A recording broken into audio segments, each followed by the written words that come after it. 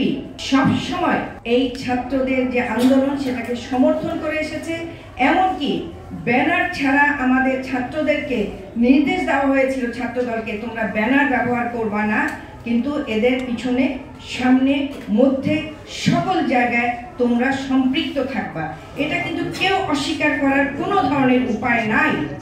পরবর্তীতে শুধু ছাত্ররা না, বিএনপির সকল সংগঠন, এমনকি সমর্থিত শুধু বিএনপি না, সমগ্র দেশের জনগণ, একজন রিকশাওয়ালা, একজন টোকাই, তার কি কোটার সুবিধা সে পাবে, কিন্তু সেও নেমে এসেছিল। কারণ 16 বছর যে নির্যাতনের শিকার তারাও হয়েছিল, সেই নির্যাতনের হাত থেকে রক্ষা পাওয়ার জন্য তারা কিন্তু এই এক দফার আন্দোলনে সম্পৃক্ত হয়েছিল।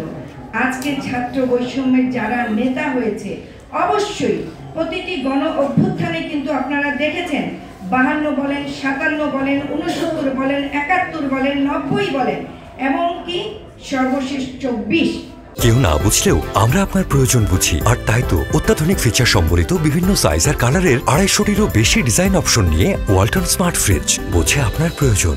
সকল জায়গায় ছাত্ররাই অভ্যুত্থান করেছে, পরবর্তীতে আমরা দেখেছি তারা তাদের শিক্ষাঙ্গনে ফিরে গিয়েছে, কিন্তু আজকে সেটি নয়। আজকে ছাত্ররা শিক্ষাঙ্গনে ফিরে যাচ্ছে না। আজকে এত সংস্কারের কথা বলা হয়েছে, একটা কি শিক্ষাঙ্গন কিংবা শিক্ষা পদ্ধতির সংস্কারের জন্য কোনো কমিশন গঠন হয়েছে? হয়নি। যেটি তাদের প্রথম দরকার ছিল, যেমন প্রথম দরকার ছিল ওই গণহত্যাকারী বিচার চাওয়া, আজকে তাদের ভাষা হবে গণহত্যাকারী। এই 24-এ যারা এইভাবে গণহত্যা করেছে তাদের বিচার চাওয়া। আজকে যারা চিকিৎসাধীন রয়েছে তাদের সুচিকিৎসার বন্দোবস্ত করা। সেখান থেকে তারা মাত্র 3-4 মাসের মধ্যেই সরে গিয়ে তারা রাজনৈতিক অঙ্গনে প্রবেশ করতে যাচ্ছে। কেন রে ভাই, তোমাদের বয়স কত? তোমরা রাজনীতি করবা? আমাদের দল থেকে সকলেই এটাকে সাধুবাদ জানিয়েছে। অবশ্যই রাজনীতি তোমরা করবা, কারণ ছাত্ররাই আমাদের অগ্রণী ভূমিকা পালন করে। কিন্তু তার অর্থ এই না যে আজকে ইন্টারিম গভর্নমেন্টকে তোমরা এটাকে দীর্ঘায়িত করে তোমরা তোমাদের আঁখে গুছিয়ে নিয়ে এদের ছত্র ছায়া, যেদিকে আমরা বলি যে আপনার কি বলে, কি পার্টি, কিংস পার্টি গঠন করে তোমরা আজকে দেশকে শাসন করবা। এত কি সোজা? এখানে আমরা প্রতিবাদ জানাই, তোমরা রাজনীতি করো, সাধুবাদ জানাই, কিন্তু তোমরা সরকারের ছত্রছায়া থেকে কিংস পার্টি গঠন করবা, সেখানে আমাদের প্রতিবাদের ভাষা একটি। 4 টাকার কম্বল বিতরণ করে, হেলিকপ্টারে গিয়ে 60 লক্ষ টাকা খরচ করে। এটা কিসের নমুনা?